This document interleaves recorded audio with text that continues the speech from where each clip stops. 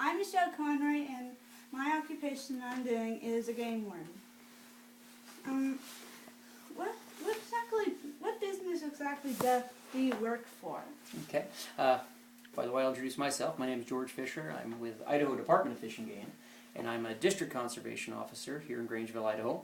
And my job is I'm a field sergeant. I actually supervise 6 guys, but I'm also a field conservation officer or game warden, which is a state police officer also within the state of Idaho. And I got a lot of responsibilities. One of from education to biology to law enforcement. And my business, the Idaho Department of Fish and Game, is responsible for managing all wildlife in the state of Idaho, from steelhead and salmon to sturgeon to little dinky birds all the way up to grizzly bears. And that's kind of what we do. Okay. So what is the address of your facility where you work? Well, it's kind of a tough one. My address is probably my patrol vehicle, my truck that's outside. But I work out of a home office here, but our main office is in Lewiston, Idaho, and I'm not there all the time. But I guess that's the closest office to here would be Lewiston. But I work out of the house and out of my truck mostly. Okay. Is there any way how to contact those offices? Yeah, actually we're listed in the phone book. We've got an internet address, so you can do email, phone, or just walk in. Okay. Describe exactly what you do on a daily basis. Okay, yeah, that's a really good question, and it's probably one of the exciting things about my job is that no day is ever the same. Some days I may start at 1 o'clock in the morning chasing bad guys that are out there with a spotlight trying to kill deer or elk, or the next day I may be on horseback on top of a mountain checking hunters out in the field. Day after that I might be in a helicopter checking out game populations, making sure game numbers are okay. I may be teaching a hunter education class. I may be helping a farmer that's got too many deer in his field. So it's just where I may be in court. It just matters on what the day, what's going on, what you need to be doing now.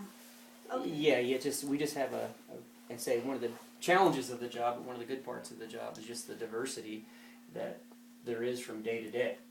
Okay. What kind of problems do you sometimes run into? Oh, we've got lots of them. I'd say like right now it's a big game season, here in Idaho. It's just ending. And one of our biggest problems right now is what we call waste cases. It's people just driving around shooting animals to saw their heads off, or just to shoot them for what we call thrill killing. And that's a huge problem right now. Another problem is road hunting and trespassing, where people who are landowners or ranchers here have people shooting animals out of their yard, or just shooting things right off the road, which is a real public safety hazard. But each time, at different times of the year, we have different challenges and problems. Sometimes it's working with the ranchers and farmers in the area because they have too much wildlife on their place. So we're trying to move animals or haze them out of there, or do special hunts, to help those guys out. So problems vary according to the time of the year. What exactly do you like the best about your job? I'd say just working with good people. I think that's it. Both, I work with a lot of good folks in the agency I work with, and I work with a lot of good folks like yourself out in the public, be it either hunter education or youth hunts, or even law enforcement situations where I just need to help somebody out. So I'd say that's kind of my funnest part, and I think I also enjoy not knowing what I am doing from day to day sometimes. It's just, it's definitely not a 9-to-5 job. I'm on call 24 hours a day, 7 days a week. Unless I'm out hunting myself, and then I go hide. Okay. What other activities do you do outside of work that are related to your job, like 4-H and other stuff? Okay. It's kind of related to my job, but I do a lot with hunter education and a lot with youth hunts. I enjoy that. Kind of related, if you sweep your camera around, I do a fair amount of taxidermy. I'm a real avid hunter and fisherman, and I like to trap as well. And I have a little taxidermy business on the side. I do a lot of backcountry work, either on rafts and horses and hiking and that's not sometimes job related, but it gets me out there, and I like doing that stuff. So this is what I do. Are there other social occupations that go along with your work? Oh, yeah, we say, what's the word? Oh, yeah, I guess other social obligations. Yeah, it's very important for any law enforcement officer to be active in his community, to know what's going on, to know his people, both from maybe from a safety standpoint, to know who the real bad guys are in town. So you need to know what makes your community tick. And also, if you're in law enforcement, you have to make sure people trust you, that you're going to do a good job, and you're going to be honorable out there in the field of law enforcement. And the only way to prove that to folks is be out there in the community a lot. And that's very important. Do the skills you use in this job transfer to other types of work that you might one day move toward? Yeah, a lot of it. Well, one, I deal with animals a lot, and so I could easily, move over into a full-time job as a taxidermist would be something easy I could move on to. I also have a part-time job now where I actually work in Alaska with a fellow who's an outfitter on grizzly bear and moose hunts, and everything I do as a game warden is very applicable to the guiding and outfitting world. So I could move on to that real easy. A game warden has to be good at public relations skills and be able to talk with folks pretty well, and you have to have good computer skills. I do a lot of work on computers, so that's transferable to a lot of jobs. Of course, my law enforcement, as a state police officer, which I am, I could work for a county sheriff or a city police department pretty easy. So a lot of transferable skills. Okay. In what ways has technology changed your work in recent years? Well, what's amazing is, 10, 15 years ago, all my reports were all handwritten. All my pictures were on film. And now, it's pretty amazing from, of course, everything's computerized now. We're putting everything on thumb drives or CD discs. We do a lot of digital, video, digital tape recordings. We use digital cameras. We use remote cameras all the time. GPS technology wasn't around a few years ago. It's just technology is huge on my end, and it's all new to applications as an officer. And really, it's come on in probably the last 10 or 15 years. Is there a large turnover in the line of work? Or if so, why? Yeah, no, it's actually pretty low turnover, but we're having a harder time filling positions as game wardens. Our pay is not real high. It requires a 4-year bachelor's of science degree to be an officer, and the time demands are pretty heavy.